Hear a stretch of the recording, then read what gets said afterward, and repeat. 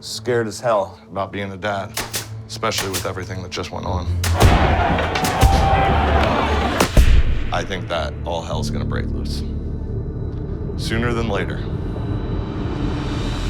Hi, I'm Alise Chaffins, and today I'm speaking with Michael Premo, director and producer of the new film Homegrown, which will be available via Gather on January 6th. Thank you so much for joining me today, Michael. I just really appreciate it.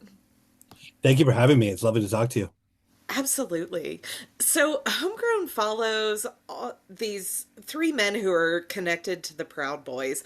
Can you just talk about how you were able to speak with them and get them to open up to you, because it's just such a very frank film. Mhm.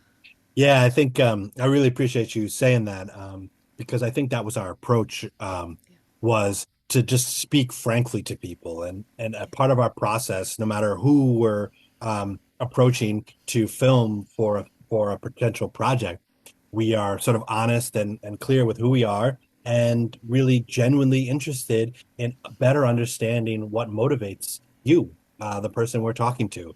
And so for us, it's about trying to create this sort of like inviting atmosphere where people feel comfortable opening up to us. And that was our approach.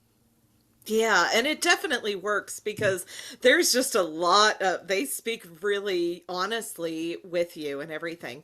As you were kind of planning out this film, did you go in with any specific objective, or what was kind of like your, I don't know, I guess guiding principle as you were plotting this out and Yeah, planning so this? we went into this film wanting to better understand what people were fighting for and why.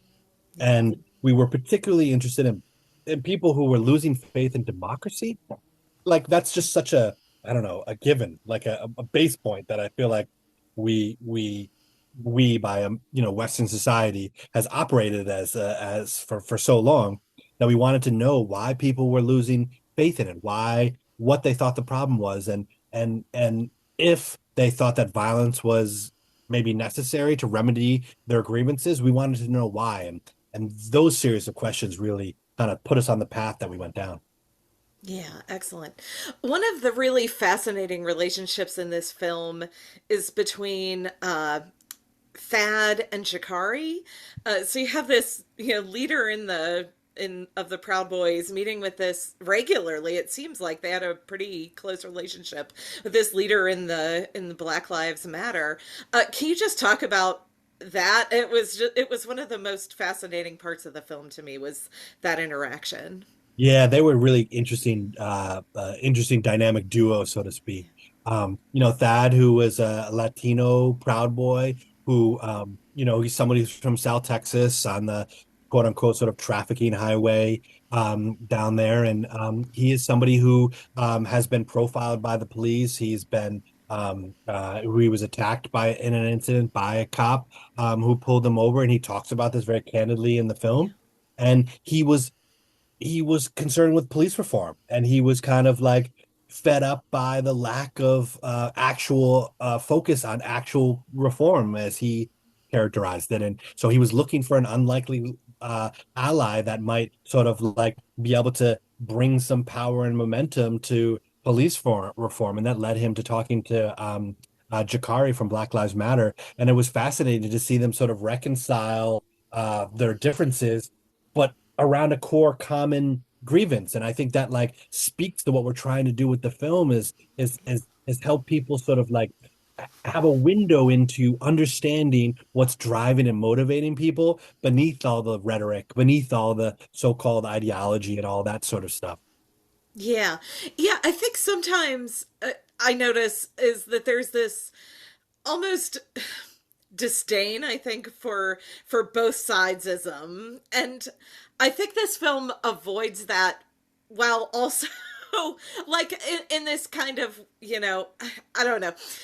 Yeah, it has this, but without it feeling, I don't know, kind of like we have to excuse negative behavior. Can you talk just about how, because I'm sure a lot of that comes through in the editing process. Can you talk about how you kind of, I don't want to say shape the story, but yeah, I guess a little bit shape the story with regard to that? No, it's a great thing. It's a great question.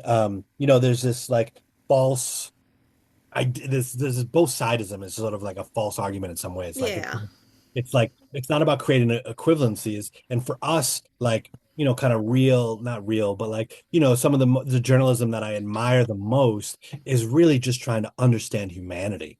And Mm. it's not about saying that these sides are equal or co-equal. It's not about like doing a story on climate change and having someone who denies climate change and having someone who says it's a thing. Like that's not what we're talking about here. We're just trying to understand motivation on a more nuanced level. And so that idea immediately informed how the process of the filming would take place. And so for what that meant is that immediately that meant that we wouldn't do sit down interviews because sit Hmm. down interviews would really mean that we would have to have a much heavier hand in shaping the film because you're sitting down with somebody who's sort of like saying these sort of general pronouncements about this and that, and then you're kind of piecing that together. We didn't want to do any of that. We just wanted to see people in their natural environment, doing what they do, going about their day, and we just wanted to follow wherever it would take and allow those actions to shape the narrative. And our job in the edit would really just to like clarify and sort of like help people sort of understand what people were going through. And that was really our task. And so that's why we made a film that is 100% observational, or cinema verite is the fancy word, but Right. fly on the wall documentary where we just kind of see life unfold, was really determined by that, by your insightful question. Thank you. Yeah, one of the other things is, I mean, obviously, when you start filming, you can have no idea where something's gonna end up, and you ended up at the Capitol on January 6th, 2021. Can you just talk about that experience and keeping yourself safe in the midst of all that? Because obviously, I mean, we see violence happening even to Chris as, as this is all unfolding. Yeah, I mean, that's one of the things I love about documentaries is you just like once you get going, you have no idea where you might end up. And this film is like a shining example of that. Uh, we when as I was kind of saying earlier, we wanted to film people who were just sort of going about their day, understand what was motivating them. And we started filming in 2018. And we knew that the movement, that there was this thing happening in political life in America where people no longer talk to each other, and there was this sort of like growing animosity, and we were trying to get to the heart of that animosity. We were really trying to understand where that was coming from. And so we positioned ourselves to try to like dig to the heart of that, not knowing that the heart of that would lead to the United States Capitol. But Yeah. we set ourselves up to go on that journey. And in the process of that, we did a lot of preparing. Sometimes that preparation was forced upon us by, the rupture that happened in 2020, and we were in places where we were getting tear gas, and so we had to go, shop around for the best tear gas mask that would kind of fit our faces, and would be able to be easily deployed. So we went through about five different models before we kind of settled the right one. If you want tear gas recommendations, I'm your guy. Um, so, we had all these things with us, and we were kind of in practice with being prepared on a physical level, come January 6th. But because, as we tried to show in the film, January 6th was planned so publicly, like the Yeah. plan, from the moment that Trump sent that "will be wild" tweet, it was to storm the Capitol. So our assumption was that the Capitol Police and the Parks Police would have the United States Capitol completely surrounded with giant fences, and there would be no way to get anywhere close. And so we were absolutely shocked, but not at all surprised. And there was a Mm. distinction there, right? Um, Right. by what we discovered that morning. And so I think one of the things that kept us safe was a combination of our preparedness and also the deep, honest, and authentic relationships we built with people over the course of making this film, where we didn't obscure who we were, we didn't use fake names, we weren't, it wasn't any of that. We weren't doing any of that. We were honest and forthright with people, and through the process of it, we built a lot of sources, and we ran into many of those people on January 6th. And Yeah. you know, I think there's often a perception of a riot that is just like this one note crazy thing, but like anything, there's ebbs and flows of energy and interactions, and there's moments of camaraderie where people were embracing who hadn't seen each other since they were in Utah or Portland or the last protests, and so that sort of ebb and flow was really something that like kept us from freaking out and losing our mind completely, probably throughout the course of the game. No, I'm sure, absolutely. Yeah, so uh, one of the things that I like to, as we're kind of wrapping up here, one of the things I like to ask filmmakers in particular is just what did you learn as you were kind of like going through this process? And obviously you've made other films, but what did you learn specifically from this one that you would take into future projects that you're working on?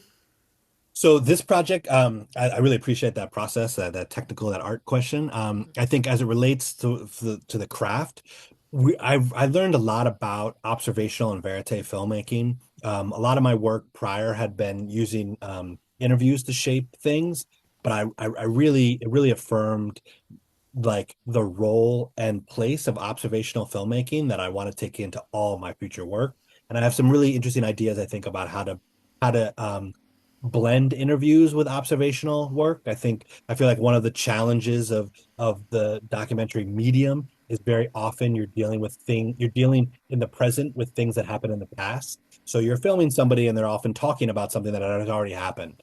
And Mhm. so that, creates some sort of structural challenges for documentary. But I really like learned the kind of like the power of cinema verite and like really what that means in practice. And I have some like kind of ideas around how I want to deploy that. Fantastic. Well, thank you again for taking time today. I really appreciate it. It's a fascinating film. I'm excited for people to get to see it. Thank you so much for your great questions. It's really been a joy to talk to you. Absolutely. Have